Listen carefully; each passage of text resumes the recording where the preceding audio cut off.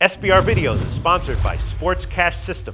Click on the link below for more information. SBRForum Videos, I'm Peter Loshak. We are previewing UFC 166, and right now we are joined once again by returning guest Nick Kalikas. He is a professional MMA odds maker from MMAoddsbreaker.com. We're also going to be joined by Brian Hemminger from MMA Oddsbreaker as well. He is the managing editor there. Guys, thanks for being back with us once again.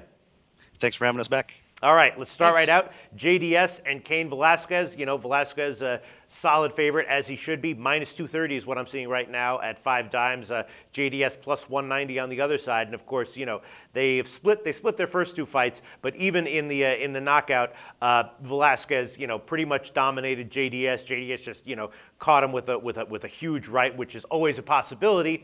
But looking at this, you have to think, you know, we're going to expect more of the same. Velasquez to dominate and, you know, maybe to be vulnerable to a big right if that should happen. But if that doesn't happen, you got to think he has a big edge and isn't likely to lose. Is that how you see it, Brian Hemminger? Yeah, it's very similar to that last fight because I think, you know, everybody knew that first fight we didn't see the best of both guys. You know, both guys had knee injuries. Cain especially had a really bad one. He lost that explosiveness. And then we saw what the potential was of Cain Velasquez in the last fight, coming out crazy aggressive, going in for takedowns, getting Junior Dos Santos down repeatedly, and then you know, even dropping Junior with the right hand. I mean, he was so aggressive. But then we come out and hear that Junior overtrained really bad for that last fight. So, you know, now there's another excuse. You know, maybe something was wrong with Junior.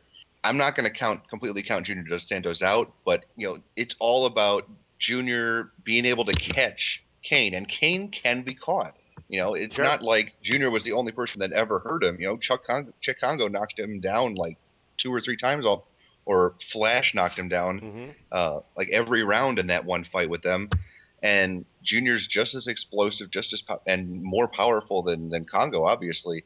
So, you know, it just comes down to being able to land that with that one big shot, and Junior's definitely capable of doing it. So, yeah, you know, in heavyweight fights, you just never know what's going to happen sometimes. Yeah, the question is just a matter of the odds. So, Nick Kalikas, where'd you open these lines? Around 210 for Velasquez, so it's staying ballpark, a little bit of movement up and down. And again, you got to consider that a lot of parlay action is coming in as well on Cain, on the favorite, typically in most cases as well. So that's why you see a little bit of raise in the line, but it's pretty much staying ballpark. All right, so what do you think personally about, you know, do you think these lines are, again, like a little bit too high? That, you know, I mean, obviously JDS has a huge puncher's chance here. Do you think that, you know, maybe JDS by knockout might be the best way to go? Well, looking back at the history for me, honestly, their first fight, I actually bet JDS. I liked him at the plus money, slight dog action there, and he came through. I mean, obviously, that fight ended a lot quicker than all of us suspected, but that was one of the main reasons I did bet JDS. I figured he'd be able to keep the fight on the feet and maybe land that knockout punch. That happened. Now, in the second fight, I actually backed away because I felt like Cain would know what he was in for. Not that he didn't before that, but still, once you're actually in there and you get caught like that, you're going to definitely game plan a little bit better, and you're going to be more motivated. And the champion that Cain Velasquez says that's exactly what happened. So I stayed away for the second fight, and Cain came through with shining colors by far. Sure. He looked great in that fight, dominated a lot more than all of us thought that he would dominate. So for me, I think that it's probably going to happen like it did in fight 2 rather than fight 1. But the possibility of a knockout happening, just like you guys mentioned, in a heavyweight division with 2 top caliber heavyweights, the best 2 heavyweights in the world, make no mistake about it, it's a possibility. So my head tells me that Cain's probably going to cruise. Maybe it's hard to believe that they're going to go 5 rounds again. Yeah. I mean, with all that power. But Cain, you got to favor him as far as decision goes. I actually think that Cain could be the more effective striker on the feet. I know that sounds crazy, but he could do some damage. He could definitely hang in there, obviously, as he did last time on the feet with JDS as well. So it's Cain's fight to win or lose if he gets caught or not. So I'm thinking that because of the matchup and because of the lines, I'm guessing you're getting a lot of action on this fight. Yeah, no doubt about it. Like I said, best 2 heavyweights in the world. Yeah. They're getting a lot of recognition out there for it as well. So yeah, the books are going to write a lot of action on this fight. And so it's probably going to wind up being, you know, not a decision fired for you. You're probably going to just juice out getting big action that's split. Well, we're going to try to attract a little bit more action on JDS, honestly, because like I said, I mean, common sense to me tells me that Cain should win this fight more times than not. So that's going to be the side for the books. And we're going to try to attract a little bit of dog action on JDS. Now, we got to be careful because anything can happen like we just discussed. JDS is definitely top tier heavyweight, so we can't go too crazy. All right, Brian Hemminger, at these lines, JDS plus 190, Cain Velasquez minus 230. Which way would you go, or would you go for a total?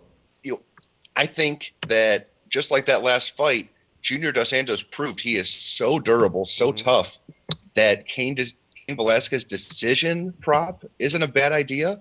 And then you might factor that in with a Junior Dos Santos inside the distance prop.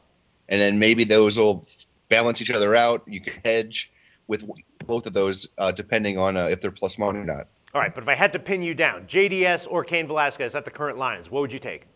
Oh, definitely Cain Velasquez. Yeah. He just has so many more ways to win. Right. Okay. Nick Kalikas, if I had to pin you down, JDS plus 190 or Cain Velasquez minus 230, who would you take? I think you're going to take JDS because you love just taking the dogs, right? Especially in a competitive fight. I disagree. I would probably hop on JDS. If you had to pin me down, I had to make the bet. I would hop on Cain. I would lay that juice at 230 if I had to. Right now, I'm going to pass it because I don't have to. But if I had to make that choice, I would definitely hop on Cain 230. All right. Well, sounds like the lines are currently pretty accurate, pretty tight, but both guests lukewarm leans towards Cain Velasquez at minus 230. Thanks, guys.